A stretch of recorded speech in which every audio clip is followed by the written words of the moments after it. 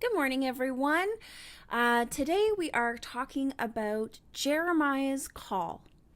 So I'd like to start by asking, how do you normally get to know people?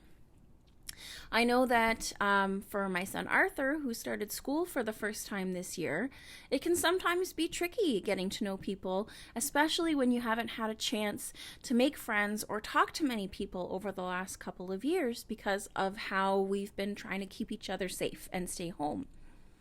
Often when we try and get to know people, we think to ask what they're interested in, where they come from, what their families are like, and ask them questions that will tell us about them so that we can figure that out. Sometimes, though, we forget how well people know us, right? When I often suggest to Arthur that he do things a particular way or that certain things will cause certain actions to happen, like maybe if you wear a t-shirt today, you might get cold, or I can tell that you're tired by how you're reacting. Often he'll say, No, I'm not tired, or I'm not going to be cold. And sometimes I have to say that, I know you pretty well, right? Often our parents know us far better than we think they do. And they can tell when something's not right with us, or when we're not feeling a certain way, or they can even predict how we're going to react to certain things based on the years and years of experience they have knowing who we are. And our relationship with God is like that too. God knows everything about us.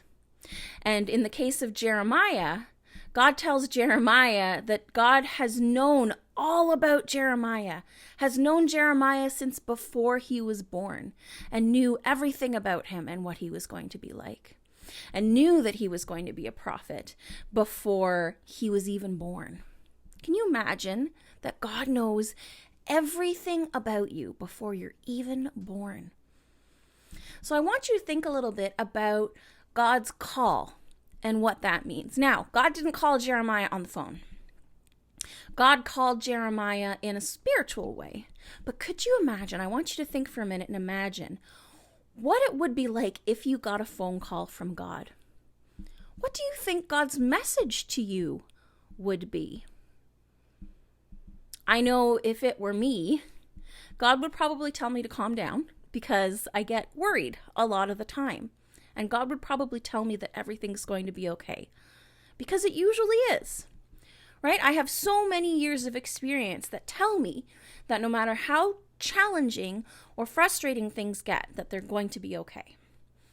But sometimes my brain, my human brain, tells me something different, that everything's awful, that nothing's going to be good. But God knows better. So I think that's what God's message to me would be. And what do you think God's message to you would be?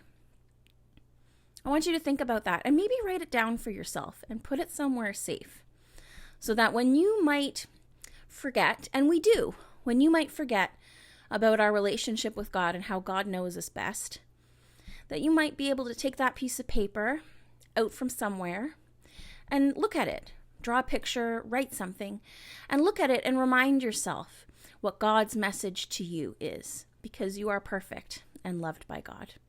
Have a great week.